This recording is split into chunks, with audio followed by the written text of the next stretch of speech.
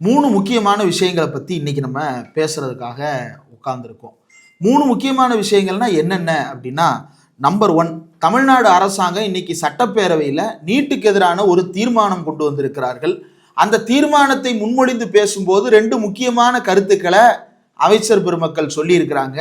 அது உண்மைதானா, அது சட்டமன்றத்தில் நடவடிக்கை எடுக்கத்தக்க அளவுக்கு அதில் என்ன பேசப்பட்டிருக்கிறது அப்படின்றது மேட்டர் நம்பர் 1. பேரும் அல்லும்படி 6 முதல் 60% வரை ஆடி தள்ளுபடியுடன் super Saravana stores, Chennai, Madurai, Kovai. Number 2, தமிழ்தாய் வாழ்த்து அப்படின்ற அந்த பாடலுக்கான சட்டப்பூர்வமான அங்கீகாரம் 1970 கொடுக்கப்பட்டு விட்டது தமிழ்தாய் வாழ்த்தாக. பிறகு அது மாநில பாடலாக 2021. இப்போ என்ன கொண்டு வந்திருக்குது இந்த அரசாங்கம்? புதுசாக ஏதாவது செஞ்சிருக்கிறாங்களா? வந்தே மாதரம் பாட்டை பாடக்கூடாது, இதை தான் பாடணும் அப்படின்ற மாதிரி என்னென்ன இதெல்லாம் இதில் அடங்கியிருக்கு அப்படின்றது. 3வதாக நீதிபதி லட்சுமி நாராயணா இன்றைக்கு ஹெலிகாப்டரை வச்சு ஒரு அருமையான ஷாட் அடிச்சிருக்கிறாரு. இந்த ஹெலிகாப்டர் ஷாட்டை பற்றி இந்த 3 விஷயங்களை பற்றி தான் பேச போகிறோம். நம்பர் 1, இந்த ஹெலிகாப்டர் ஷாட்டே பேசிடுவோம். திராவிடர் கழகம் நீட் எதிர்ப்பு பரப்புரை பயணத்தை தொடங்குறதா திட்டமிட்டு இருந்தாங்க. அந்த பரப்புரை பயணத்துக்கு சென்னையில் டிஜிபி ஆஃபீஸில் பெர்மிஷன் லெட்டர் கொடுத்துட்டு, அதாவது நாங்கள் நடத்துகிறோம் அப்படின்றத இன்ஃபார்ம் பண்ணி அந்தந்த மாவட்டங்களில் பெர்மிஷன் வாங்கிக்கிறோன்றதையும் டிஜிபி மூலமாகவே இன்ஃபர்மேஷன் பாஸ் பண்ணிட்டு, மாவட்ட தலைநகரங்களில் அனுமதி வாங்கிட்டு பல்வேறு இடங்களில் கிளம்புறதுக்கு தயாராகும் போது தடுத்து நிறுத்தப்பட்டார்கள். ஒவ்வொரு இடத்திலும் வெவ்வேறு காரணங்கள் சொல்லி நள்ளிரவில் கதவை தட்டி எல்லாம் தடுத்து நிறுத்தி இருக்கிறார்கள். இதற்கு எதிராக திராவிடர் கழகத்தினுடைய துணைத் தலைவர் கவிஞர் கலிப்பூங்குன்றன் அவர்கள் தொடுத்த வழக்கு இன்றைக்கு விசாரணைக்கு வந்ததுல நீதிபதி லட்சுமி நாராயணா அமர்வுல எதுக்குங்க அவங்கள தடுத்தீங்க அப்படின்னு கேட்டபோது, அப்போ அரசு தரப்பு வக்கீலாக ஆஜரான ஜான்சத்தியன் என்ன சொல்றாருன்னா, யுவர் ஆனர், அது போக்குவரத்துக்கு இடையூறா இருக்கும் யுவர் ஆனர் அப்படின்னு சொன்ன உடனே, அப்படியா, F4 ரேஸ் எல்லாம் நடத்தினாங்களே, அப்போ எப்படி போக்குவரத்துக்கு நெரிசல் இல்லாமல் நடந்துச்சு அப்படின்னு கேட்டபோது, F4 ரேஸ் போன கவர்மெண்ட் நடத்தினது யுவர் ஆனர், நாங்கள் வேற கவர்மெண்ட் அப்படின்னு இவர் சொல்ல, மிஸ்டர், நான் கவர்மெண்ட்டை பற்றி பேசலை, ஸ்டேட்டை பற்றி பேசிக்கிட்டு இருக்கேன். Police is a part of a state, law and order is part of a state. இந்த ஸ்டேட்டு தானே அதை ஏற்கனவே நடத்துச்சு, அதே ஸ்டேட் இதை நடத்துறதுக்கு ஏன் பெர்மிட் பண்ண முடியாது அப்படின்னு. இல்லை யுவர் ஆனர், அவங்க வேணா மனித சங்கிலி நடத்திக்கலாம் அப்படின்னு இவங்க சொல்ல, அவங்க எப்படி போராடணுன்றதை நீங்கள் சொல்லாதீங்க அப்படின்னு காவேகா சார்பாக ஆஜரான வக்கீலை லெஃப்ட் ரைட் வாங்கியது மட்டுமல்லாமல், ரோட்டில் உட்காந்தாங்கன்னா மக்கள் எப்படி போவாங்க, அவங்க ரோட்டில் உட்காந்து போராடலாமா, ரோட்டில் போய் பேரணி போகலாமா, பிறகு ஹெலிகாப்டரில் பேரணி போவாங்க அப்படின்னு விஜய் அரசுக்கு ஹெலிகாப்டர் ஷாட் அடித்து கொடுத்திருக்கிறார். அவுட் ஆஃப் ஸ்டேடியம் போன அந்த பாலை கேட்ச் பிடிக்க முடியாமல் விஜய் அரசு இன்றைக்கு திக்கி திணறி இருக்கிறது கோர்ட்டில். பட் ஃபைனல் வெர்டிக்ட் எப்படி வருதுன்றதை பார்க்காம நம்ம முடிவுக்கு வர முடியாது. ஃபைனல் வெர்டிக்டாக காத்திருப்போம். அடுத்து, நீட் தொடர்பாக இன்றைக்கு சட்டமன்றத்தில் ஒரு முக்கியமான பொருள் விவாதிக்கப்பட்டது. தனி தீர்மானம் கொண்டு வரப்பட்டது. தமிழ்நாட்டில் இருக்கக்கூடிய அனைவரும் ஒருமனதாக வரவேற்க வேண்டிய ஒரு தீர்மானம். ஆனால் அந்த தீர்மானத்தின் மீது கருத்து தெரிவித்த 2 அமைச்சர்கள், ஒருத்தர் சுகாதாரத்துறை அமைச்சர் அருண்ராஜ் ஐஆர்எஸ், அவர் என்ன சொல்றாருன்னா, ஒரு சிறப்பு பொதுப்பட்டியலை உருவாக்க வேண்டும் என்று எங்கள் தலைவர் ஏற்கனவே வலியுறுத்தினார். நம்ம பிரச்சனையே பொதுப்பட்டியல் தான். இந்த பொதுவான அதிகாரம் மிக்க இடங்கள் அப்படின்ற ஒன்று இருக்கிறதுனால தான் அந்த பொதுவில் உனக்கு பாத்தியதையா எனக்கு பாத்தியதையா, இப்போ 2 வீடு இருக்கு, அந்த வீட்டுக்கு நடுவில் ஒரு 3 அடிக்கு பொதுப்பாதை இருக்கு, எனக்கு 1.5 அடி உனக்கு 1.5 அடின்னு பிரித்து அது தனித்தனியா இருந்தா பிரச்சனை இல்லை. இல்லை 2 பேரும் சேர்ந்து அந்த 3 அடியை பயன்படுத்தி போனாலும் பிரச்சனை இல்லை. இல்லை 2 பேரில் எனக்கு தான் அந்த மொத்த இடமும் பாத்தியதே அப்படின்னு கிளைமுக்கு வரும்போது பிரச்சனையாகுது. அப்போ அந்த பொது அப்படின்றது தான் பிரச்சனை. ஏற்கனவே இருக்கிற பொதுப்பட்டியலில் இப்படி ஒரு பஞ்சாயத்து இருக்கும்போது இந்த பொதுப்பட்டியலுக்கு கூடுதல் பஞ்சாயத்து சேர்க்கும் விதமா சிறப்பு பொதுப்பட்டியல் கேட்கிறாரு. சிறப்பு பொதுப்பட்டியல் என்ன செய்வீங்க? சில விஷயங்களை இந்த சிறப்பு பொதுப்பட்டியலில் போட்டு இதுல மாநில அரசுக்கு அதிகாரம், அப்போ அது மாநில பட்டியலில் இருக்கலாம்ல. என்ன இதுக்கு அதுக்கு சிறப்பு பொதுப்பட்டியல்னு பேரை வச்சு தனியா வேற போட்டுக்கிட்டு, அதாவது நம்மெல்லாம் கேப்பையில நெய்வடியும் சொன்னா நம்புற வயலுன்னு நினைச்சுக்கிட்டு இருக்காங்க போல. அதனாலதான் சட்டமன்றத்திலே இப்படிலாம் பேசுறது, வாய்க்கு வந்ததை சிறப்பு பொதுப்பட்டியல்.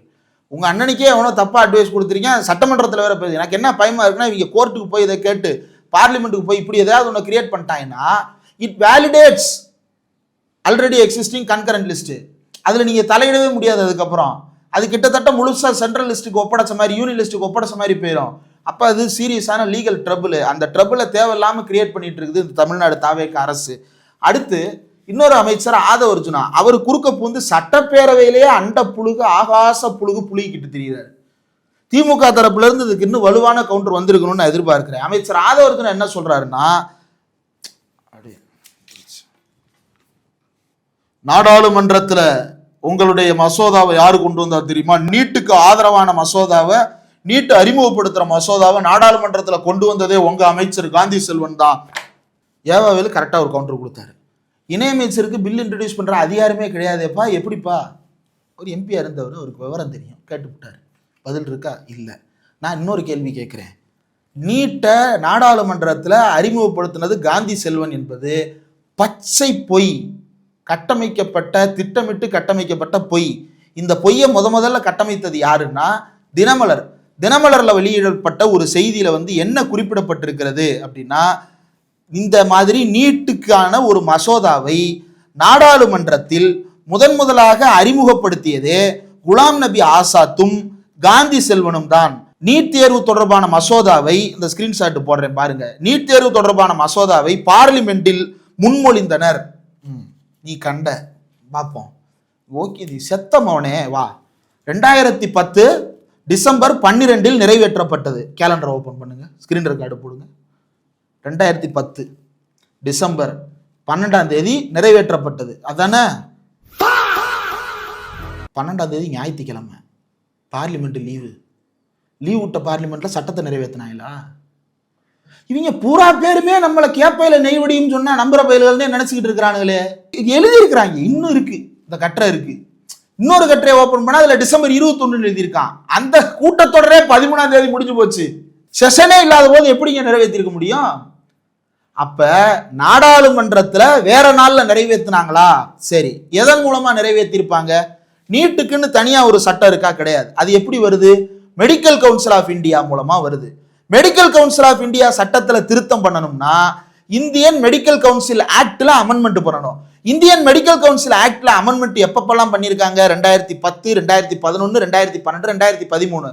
இது எதுவுமே நீட்டு தொடர்பானது கிடையாது. அந்த கவுன்சிலை நடத்துறதுக்கு போர்ட் ஆஃப் கவர்னர்ஸ் போடுறாங்க. அந்த போர்ட் ஆஃப் கவர்னர்ஸ் போட்டதுக்கு அப்புறம் 3 வருஷமும் ஒவ்வொரு வருஷம் அவங்களுக்கு எக்ஸ்டென்ஷன் பீரியட் கொடுக்குறாங்க. அப்ப நாடாளுமன்றத்தில் நீட்டு தொடர்பாக எந்த மசோதாவையும் காங்கிரஸ் ஆட்சி காலத்தில் தாக்கல் செய்யவில்லை. பிறகு யார் தாக்கல் செஞ்சா? வாங்க டைம்லைன் வரிசையா பார்ப்போம். டிசம்பர் 2010, 21 டிசம்பர் மாசம் 2010 மெடிக்கல் கவுன்சில் ஆஃப் இந்தியா ஒரு யூனிஃபார்ம் என்ட்ரன்ஸ் டெஸ்ட் தொடர்பான ஒரு நோட்டிபிகேஷனை வெளியிடுகிறது, அறிவிக்கையை வெளியிடுகிறது. அந்த அறிவிக்கை 27 டிசம்பர்ல கெசட்ல வெளியாகிறது. இப்ப சிலர் என்ன சொல்றாங்க, குலாம் நபி ஆசாத் ஒப்புதலோடு தினமலருக்கு வர்றேன். தினமலர் 12 சொன்ன பொய்ய பார்த்தாச்சு. அடுத்து தினமலர் 21 சொன்ன பொய்ய பார்க்கணும்ல. 21 வந்த நோட்டிபிகேஷனு குலாம் நபி ஆசாத்துக்கோ காந்தி செல்வனுக்கோ தெரியாமல் வெளியிடப்பட்டிருக்கிறதுன்னு நம்ம சொல்லல, அன்றைக்கு இருந்த காங்கிரஸ் கவர்மெண்டே சொல்லியிருக்கு. எங்க சொல்லியிருக்கு? கோர்ட்லயே சொல்லியிருக்குது. என்ன சொல்றாங்கன்னா, 21 December 2010 medical council of India notification NEET நடத்துறதுக்காக. 27 டிசம்பர் கெசட்ல வெளியாகுது, அரசிதழ்ல வெளியாகுது.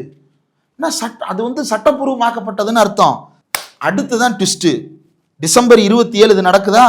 ஜனவரி 3 டிசம்பர் 27 முடிஞ்சிருது. அதுக்கப்புறம் ஹாலிடே முடிஞ்சதுக்கு அப்புறம் முதல் வேலையாக ஜனவரி 3 2011 அந்த நோட்டிபிகேஷன் இன்வேலிட்னு யார் சொல்றா? யூனியன் கவர்மெண்ட் சொல்லுது. எப்படி? அடுத்து ஜனவரி 10 அந்த நோட்டிபிகேஷனை வித்ட்ரா பண்ண சொல்லி மெசேஜ் அனுப்புறாங்க. யாருக்கு? மெடிக்கல் கவுன்சில் ஆஃப் இந்தியாவுக்கு அனுப்புறாங்க. மெடிக்கல் கவுன்சில் ஆஃப் இந்தியா ஒரு ஸ்டாச்சுட்டரி பாடி. அவங்க ஒரு சட்டத்திற்குட்பட்டு எங்களிடம் கேட்டு செய்ய வேண்டும், ஆனால் கேட்காமலே செய்திருக்கிறார்கள். இது காங்கிரஸ் கவர்மெண்ட்டுக்கே தெரியாம நடந்திருக்குன்னு போராடுறான். இதெல்லாம் விஸ்வநாதன் நீங்க பேசணும். இதெல்லாம் சட்டமன்றத்துல உங்களுக்காக உட்காந்து நாங்க பேசின்னு இருக்கிறோம். கொடுமை. அடுத்து 2012 பிப்ரவரி மாசம் என்ன நடக்குதுன்னா, அனுமதி பெற்று புது நோட்டிபிகேஷன் வருது. இங்கதான் நம்மளுக்கு பிரச்சனை வருது. அப்ப தினமலர் சொன்னதுபடி டிசம்பர் 21 குலாம் நபி ஆசாத்துக்கும் காந்தி செல்வனுக்கும் தெரிந்து வந்ததுன்னு சொன்னது பொய். 2012 பிப்ரவரியில தான் ஒரு புது நோட்டிபிகேஷன் வருது. 15 பிப்ரவரி நோட்டிபிகேஷன் 27 பிப்ரவரி அது கெசட்ல வெளியாகுது. இந்த நோட்டிபிகேஷன்ஸ் எல்லாம் வரும்போதே தமிழ்நாடு அரசு நீதிமன்றத்தில் வழக்கு ஒன்றை தாக்கல் செய்கிறது. அன்றைக்கு இருந்த கலைஞருடைய அரசாங்கம் மெட்ராஸ் ஹைகோர்ட்ல ஒரு கேஸை போட்டு ரிட் பெட்டிஷன் 342 ஆஃப் 2011 மூலமாக அந்த நோட்டிபிகேஷனுக்கு தடை உத்தரவை பெற்றார்கள். தடை உத்தரவு பெற்றது மட்டுமல்ல, ஒன்றிய அமைச்சர்களுக்கு கடிதமும் எழுதியிருக்கிறார் அன்றைக்கு தமிழ்நாட்டின் முதலமைச்சராக இருந்த கலைஞர் அவர்கள். அதை யாரு சொல்றா? காங்கிரசினுடைய அன்றைய சுகாதாரத்துறை அமைச்சராக இருந்த குலாம் நபி ஆசாத்தே சொல்றாரு. 2010 டிசம்பர்ல நோட்டிபிகேஷன் வருது, 2011 ஜனவரியில அந்த நோட்டிபிகேஷன் செல்லாதுன்றாங்க, 2012 பிப்ரவரியில புது நோட்டிபிகேஷன் போடுறாங்க. இதுக்கெல்லாம் முன்னாடியே குலாம் நபி ஆசாத் சொல்றாரு. யாருக்கு? டாக்டர் வி மைத்ரேயன், அன்றைய அதிமுக எம்பி, என்ன கேட்கிறாரு? எங்கள் அம்மா 2012ல 2 தடவை லெட்டர் எழுதியிருக்காங்களே, நீங்க அதை கவனத்தில் எடுத்துக்கிட்டீங்களா நீட்டுக்கு எதிராக அப்படின்னு கேட்டபோது, ஆமாமா எங்களுக்கு லெட்டர் வந்துச்சு, ஆனா தமிழ்நாடு கவர்மெண்ட் ஏற்கனவே 2 ரிட் பெட்டிஷனை ஹானரபிள் மெட்ராஸ் ஹைகோர்ட்ல போட்டு நீட்டுக்கு தடை வாங்கிருச்சு. Medical council of India challenge the stay in supreme court, supreme கோர்ட்டுக்கு போய் சேலஞ்ச் பண்ணுச்சு. அந்த பெட்டிஷன்ஸ் சுப்ரீம் கோர்ட்டுக்கு மாற்றப்பட்டு இப்போ நீட் உச்சநீதிமன்றத்தில் பெண்டிங் இருக்கு. இதை அறிவிக்கும் போது, இதை பேசும்போது 2012 டிசம்பர் 18 ஆட்சி மாறினதுக்கு அப்புறம் அப்ப கூடுதலா சொல்றாரு, previous chief minister of Tamil Nadu had also raised the same issue via his letter 15th August 2010 சுதந்திர தினத்தன்னைக்கு தமிழ்நாட்டின் முதலமைச்சராக இருந்த கலைஞர் கருணாநிதி அவர்கள் ஒன்றிய அரசாங்கத்தின் கவனத்திற்கு இந்த சிக்கலை எடுத்து சென்று விட்டார். அந்த சிக்கலை எடுத்து சென்ற போது காங்கிரஸ் அரசாங்கம் சொன்ன பதில் என்னன்னா, it was inter alia clarified by the central government. ஒன்றிய அரசாங்கம் பதிலளித்து தெளிவுபடுத்துறாங்க. என்னன்னு? NEET would not imply usurping the rights of the state governments by central government and the state should continue to admit students as per their own admission criteria and the NEET will in no way disturb the existing reservation policies of the state. நாடாளுமன்றத்தில் AIADMK MP கேட்ட கேள்விக்கு கலைஞருக்கு நாங்கள் ஏற்கனவே பதில் சொல்லிவிட்டோம். 2010 August 15 அவர் எங்களுக்கு கடிதம் எழுதிவிட்டார். அந்த கடிதத்துக்கு நாங்கள் பதில் சொல்லிட்டோம். என்ன பதில் சொன்னோம்னா, மாநில அரசாங்கம் எப்படி தேர்வு செய்ய வேண்டும் என்று விரும்புகிறதோ அதில் ஒன்றிய அரசாங்கம் இந்த நீட்டின் மூலமாக எந்த வகையிலும் தலைப்படாது என்பதை தெரிவித்துவிட்டு மாநில அரசாங்கத்தினுடைய ரிசர்வேஷன் பாலிசியிலையும் ஒன்றிய அரசு தலையிடாது என்று அவர் தெளிவுபடுத்தினார். யாரு? குலாம் நபி ஆசாத்து. இதற்கு பிறகு என்ன நடக்குது அப்படின்னா, 2013 ஜூலைல சுப்ரீம் கோர்ட்ல நடந்துகிட்டு இருந்த கேஸ்ல தீர்ப்பு வருது. CMC Vellore versus union of இந்தியான்ற கேஸ் பல்வேறு வழக்குகளை சேர்த்து ஒரே வழக்கா விசாரிக்கிறாங்க. அந்த வழக்கு 18 ஜூலை 2013 தீர்ப்பாகுது. சுப்ரீம் கோர்ட்ல 3 நீதிபதிகள் கொண்ட அமர்வு விசாரிக்கிறாங்க. அல்தாமஸ் கபீர், விக்ரம்ஜித் சென், அனில் ஆர் தவே. அந்த அல்தாமஸ் கபீர்ன்றவர் சீஃப் ஜஸ்டிஸ் ஆஃப் இந்தியா. இந்த அனில் ஆர் தவேன்றவர் சீஃப் ஜஸ்டிஸ் தீர்ப்புக்கே மாறாக தீர்ப்பு எழுதுறாரு. அதாவது ஸ்பிளிட் வெர்டிக்ட். 3 பேர் கொண்ட அமர்வுல 2 பேர் நீட் தேர்வு நடத்தக்கூடாது அப்படின்னும் ஒருத்தர் நடத்தலாம் அப்படின்னு தீர்ப்பு கொடுக்குறாங்க. இது அப்பீலுக்கு போகுது. Medical council of India 2013 appeal April 2016, அதாவது கரெக்டா சொல்லணும்னா 11 ஏப்ரல் அன்னைக்கு தீர்ப்பு வருது. அந்த தீர்ப்பு என்ன சொல்லுகிறது அப்படின்னா, 2010 போட்ட நோட்டிபிகேஷன் இருக்குல்ல, அது செல்லும்னு அறிவிச்சிருது. அப்போ தமிழ்நாடு கவர்மெண்ட் அந்த நோட்டிபிகேஷனுக்கு வாங்கின ஸ்டே கலைஞ்சு போயிருது. தமிழ்நாடு கவர்மெண்ட் ஏற்கனவே போட்டு வச்சிருக்கிற இது இருக்கு இல்லையா, நுழைவுத் தேர்வுக்கான தடுப்பு சட்டம் இருக்கு இல்லையா, அதையும் இது மீறுது. எப்படி மீறுதுன்னா, 2010 வந்தது நோட்டிபிகேஷன். நோட்டிபிகேஷன் மாநில அரசாங்கத்தை கட்டுப்படுத்துமா, மாநில அரசாங்கத்தின் சட்டம் மாநில அரசாங்கத்தை கட்டுப்படுத்துமானா நோட்டிபிகேஷனை விட ஆக்ட் பெருசு. அதனால தமிழ்நாடு என்ட்ரன்ஸ் அபாலிஷன் ஆக்ட் பிரிவைல் ஆயிருச்சு. அந்த ஆக்டின் படி நமக்கு நீட் தேர்வு நடக்காம இருந்துச்சு. எப்போ வரைக்கும்? 2016 வரைக்கும். 2016க்கு பிறகு என்ன நடக்குதுன்னா, ஏப்ரல் 11 வந்த தீர்ப்பு ஹைலைட் பாருங்க. 2013 இந்த வழக்குல நீட்டே கூடாதுன்னு வந்த தீர்ப்புல மாறுபட்ட தீர்ப்பு வழங்கிய நீதிபதி அனில் ஆர் தவே இதையும் வழக்கை விசாரிக்கிறார். இதெல்லாம் திமுக காரங்க போராடம் பூரா சொல்றாங்க. மக்கள் மத்தியில தான் இது போய் சேர மாட்டேங்குது. தொடர்ந்து இதை பேசிட்டே இருக்க வேண்டியதா இருக்கு.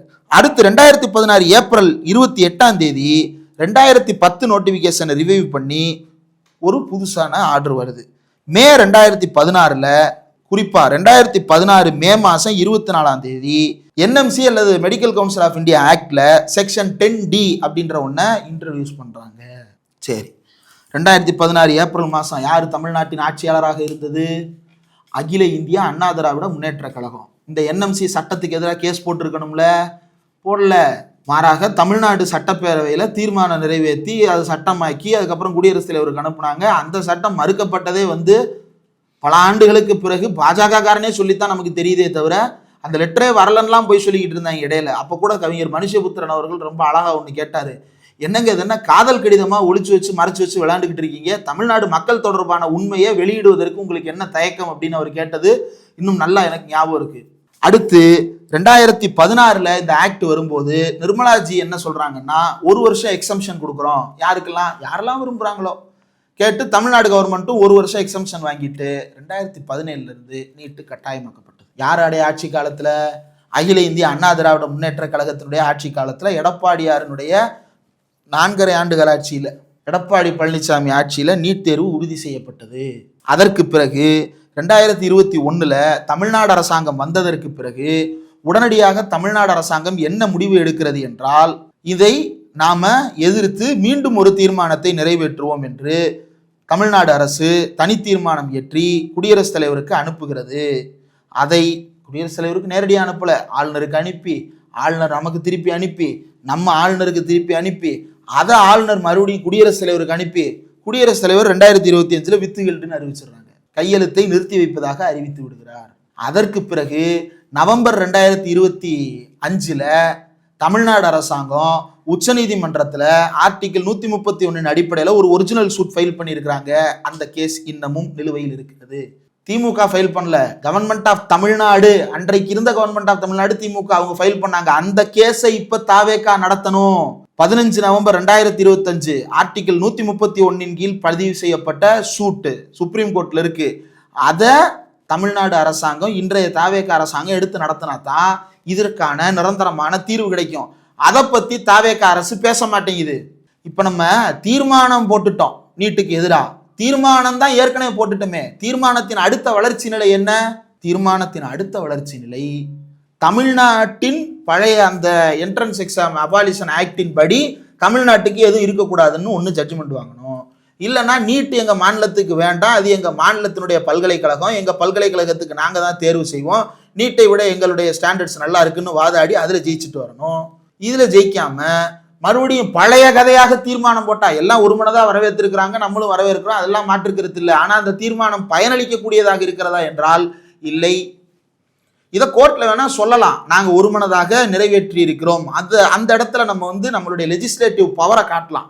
அப்போ அல்டிமேட்டம் எங்க இருக்கு? சுப்ரீம் கோர்ட்ல இருக்கு, அல்லது குடியரசுத் தலைவர் கையில் இருக்கு. குடியரசுத் தலைவர் ஏற்கனவே வித்து ஹோல்டர்ல வச்சிருக்காரு. அப்ப நீங்க புது சட்டம் போட்டு அந்த புது சட்டத்தையும் போய் அனுப்ப முடியாது. ஏற்கனவே உன்னை வித்து ஹோல்டர் வச்சிருக்காங்களே, அப்ப அதே சட்டத்தை திருப்பி அனுப்ப முடியாதுல்ல. அப்ப திமுக கவர்மெண்ட் அன்னைக்கு போட்ட அந்த கேஸுக்கு தான் மறுபடியும் போய் நிற்கும், இல்லைன்னா தீர்வு கிடைக்காது. இப்போ நான் சொன்ன மேட்டருக்கு வருவோம். இப்போ இவ்வளவு தூரம் சொன்னனே, நாடாளுமன்றத்திற்கு இந்த நீட்டு எப்போ வந்துச்சு அப்படின்னா, இந்த பிடிஎஃப் போடுறேன் பாருங்க. இந்த பிடிஎஃப்ல நீங்க பார்க்கறது என்ன அப்படின்னா, இந்தியா முழுவதும் இப்போது அமலில் இருக்கக்கூடிய சட்டம், அது medical council of India act அல்லது இந்தியன் மெடிக்கல் கவுன்சில் ஆக்ட் அப்படின்ற பெயரில் முன்பு அழைக்கப்பட்டது. அதில் திருத்தம் மேற்கொண்டாங்க. இப்போ அது நேஷனல் மெடிக்கல் கமிஷன் ஆயிடுச்சு. திருத்தப்பட்டது மெடிக்கல் கவுன்சில் ஆஃப் இந்தியா அல்லது இந்தியன் மெடிக்கல் கவுன்சில் ஆக்டில் திருத்தம் செய்யப்பட்டது. அந்த இந்தியன் மெடிக்கல் கவுன்சில் ஆக்டில் செய்யப்பட்ட திருத்தத்தை தான் இப்போ நீங்கள் பார்க்குறீங்க. என்ன போட்டிருக்கான்? 10D uniform entrance examination for under graduate and post graduate level. ரைட்டா? சைடில் 1 போட்டிருக்கு பாருங்க. அப்போ என்ன அர்த்தம்? ஏதோ அடிக்குறிப்பு போட்டிருக்கான்னு அர்த்தம். அடிக்குறிப்பில் என்ன போட்டிருக்கான்?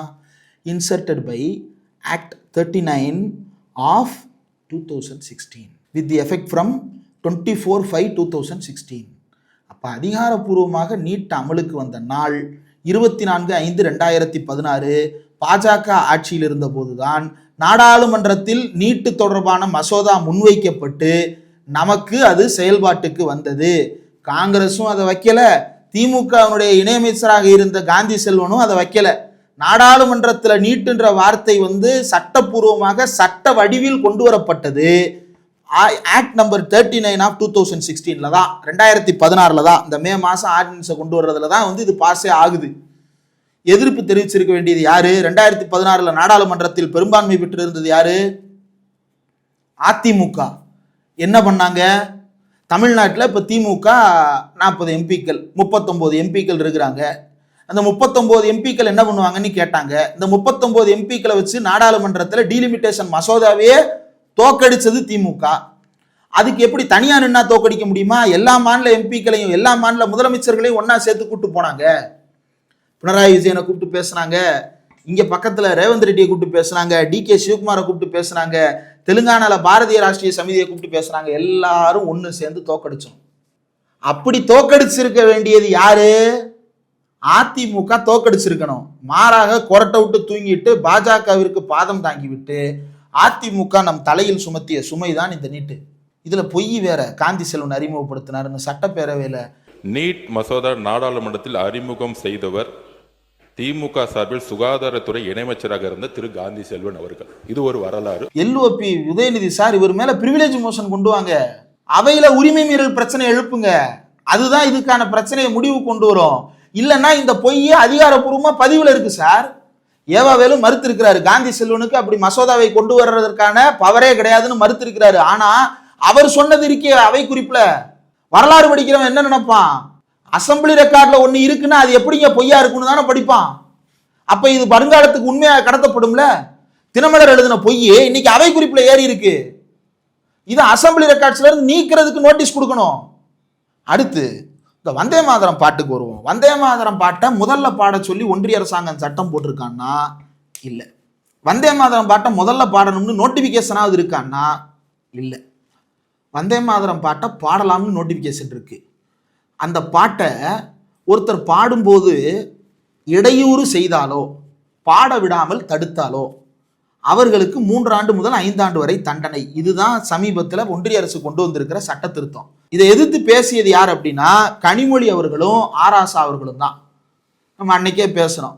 ஆனா இதனுடைய நோக்கம் என்ன? அதை முதல்ல பாட வைக்கிறது தான். அப்படித்தானே நடக்குது. அதுதானே முதல்ல பாடினாங்க மனோன்மணியம் சுந்தரனார் பல்கலைக்கழகத்தில். இப்போ அதற்கு மாறாக ஒரு தீர்மானம் கொண்டு வரப்பட்டிருக்கிறது. நம்முடைய கோரிக்கை தீர்மானம் அல்ல, சட்டம் அல்லது அரசாணை. இந்த தீர்மானத்தின் அடிப்படையில் அரசாணை பிறப்பிக்கப்பட வேண்டும். தமிழ்நாட்டினுடைய மாநில பாடலாக நீராறும் கடலுடுத்த என்று தொடங்குகின்ற மனோன்மணியம் சுந்தரனார் அவர்கள் எழுதிய பாடலை ஏற்றுக்கொண்டு 2021 தமிழ்நாடு அரசு அறிவித்த போதே அந்த பாடலை பாடும்போது எப்படி நாம் அந்த பாடலுக்கு மரியாதை செய்ய வேண்டும் என்பதை அரசாணையாக வெளியிட்டார்கள். அதனால தான் அது பைண்டிங். இப்போதும் நமக்கு தேவை அரசாணை அல்லது சட்டம். இப்போது கூடுதல் தேவையாக சட்டம் இருக்கிறது. ஏன் அப்படின்னா ஒன்றிய அரசாங்கம் பாடத்தான் சொல்லியிருக்கு. என்னன்னு? வந்தே மாதரத்தை பாடலாம் அப்படின்னு சொல்லியிருக்கு. பாடலாம். அப்படி பாடலாம் என்றால் எப்படி பாட வேண்டும்? பாட விடாமல் இடையூறு செய்தால் என்ன தண்டனைன்னு இப்போ இப்படி வருவோம். மனோன்மணியம் சுந்தரனார் பல்கலைக்கழகம் மாதிரியே அண்ணா பல்கலைக்கழகத்தில் இந்த பாட்டை பாட சொல்லி வர்றாங்க. முதல்ல பாட சொல்லி ஒருத்தர் வர்றாங்க. முதல்ல பாட முடியாது அப்படின்னு நம்ம சொல்லுவோம். அப்படி சொன்னீங்கன்னு வைங்களேன், யார் மூலமா சொல்லுவீங்க? துணைவேந்தர் மூலமா சொல்லுவீங்க. துணைவேந்தர் முதலில் பாடக்கூடாதுன்னு சொல்லுவார். அப்ப 2வதா பாடிக்கலாமா? இல்லை. 3வதா பாடிக்கலாமா? பாடிக்கலாம் தானே சொல்லுவீங்க. பாடவே கூடாதுன்றது தான் பிரச்சனை. பாடவே கூடாது. ஏன் பாடக்கூடாது? அது இந்துத்துவ மதவெறியை தூண்டுகின்ற பாடல், இஸ்லாமியர்களுக்கு எதிரான பாடல். அந்த பாடலை இன்னைக்கு விடுபட்ட வரிகளெல்லாம் ஒன்று சேர்த்து கொண்டாந்து பாடுறானுங்க. அதை பாடவே கூடாது. அதுக்கு எதிராக வழக்க போடாம தமிழ்த்தாய் வாழ்த்தை முதலில் பாட தீர்மானித்திருக்கிறது. அதுவரை வரவேற்கத்தக்கது. கூடுதலாக என்ன தேவை? அரசாணை. அந்த அரசாணையை அங்கீகரிக்கின்ற சட்டம். ஏன் ஒன்றிய அரசாங்கம் வந்தே மாதரத்தை முதல்ல பாடணும்னு சட்டம் போடலை. ஆனா நம்ம சட்டம் தமிழ்த்தாய் வாழ்த்தை முதல்ல பாடணும்னு போட்டோம்னா ஆக்டுக்கு தான் கட்டுப்படுத்தும் அதிகாரம் அதிகம் இருக்கிறது. சட்டத்திற்குத்தான் கட்டுப்படுத்தும் அதிகாரம் அதிகம் இருக்கிறது. அரசாணைக்கு வழிகாட்டும் அதிகாரம் இருக்கிறது. அப்போ மாநில பாடலுக்கு எப்படி மரியாதை செய்ய வேண்டும் என்று வழிகாட்டும் அதிகாரத்தை தமிழ்நாடு அரசு கையில் எடுத்து ஏற்கனவே தீர்மானம் சட்டப்பேரவையில் அரசாணை போட்டார்கள். அப்ப அந்த அரசாணைக்கு மேல ஒண்ணு தேவைப்படுதுன்னா இன்றைக்கு சட்டம் தேவை. இந்த தீர்மானம் போதுமானது. எப்போ வரைக்கும் போதுமானது? இந்த பஞ்சாயத்து வர்ற வரைக்கும். அடுத்த பஞ்சாயத்து வந்துச்சுன்னா சோலி முடிஞ்சு கூட்டிடுவாங்க. அந்த துணைவேந்தர் போய் சொல்லும் போதே துணைவேந்தர் மேல என்ன கேஸ் எழுதிடுவான்? தேசிய சின்னங்கள் அவமரியாதை சட்டத்தின் கீழே துணைவேந்தரை புக் பண்ணி 3 வருஷத்துலேருந்து 5 வருஷம் தண்டனை கொடுத்து உள்ள தூக்கிடுவான். அதுக்கப்புறம் எந்த துணைவேந்தரும் அதை மறுக்க மாட்டான். நீங்க சொன்னாலும் மறுக்க மாட்டான். அப்ப நீங்க சட்டத்தை கொண்டு வரணும். அப்பதான் அந்த துணைவேந்தரால் அதை தடுத்து நிறுத்த முடியும், அல்லது தமிழ்நாடு அரசாங்கத்தால் தடுத்து நிறுத்த முடியும். இல்லைன்னா அரசாங்கத்துக்கு மேலேயே போடுவான் நேஷனல் ஹானர்ஸ் இன்சல்டிங் ஆக்ட்னு. இந்த நேஷனல் ஹானர்ஸ் இன்சல்டிங் ஆக்ட் வந்து தமிழ்நாட்டுக்கு ஒரு பாரம்பரியம் இருக்கு. இந்த national honours insulting prevention act வந்து 1971 தான் ஒன்றிய அரசாங்கம் கொண்டு வருது. அதுக்கு முன்னாடி 1957 தமிழ்நாடு அரசாங்கம் கொண்டு வந்துச்சு. எப்பன்னா அரசியலமைப்பு சட்டத்தில் சாதியை பாதுகாக்கும் பிரிவுகளை நீக்க வலியுறுத்தி தந்தை பெரியார் போராட்டத்தை அறிவிக்கிறார், சட்ட நகலெரிப்பு போராட்டத்தை அறிவிக்கிறார். அந்த போராட்டத்தை தடுக்க வேண்டும் என்பதற்காக, அந்த போராட்டத்தில் ஈடுபடுவதை தடுத்து பெரியாரை கைது செய்ய வேண்டும் என்பதற்காகவே அன்றைக்கு இருந்த அமைச்சர் பக்தவத்சல முதலமைச்சர் தலைமையிலான அரசு, அன்றைக்கு வந்து இதே மேலூர் விஸ்வநாதன் தொகுதியைச் சேர்ந்த கக்கன் தான் காவல்துறை மந்திரி என்று நினைக்கிறேன்.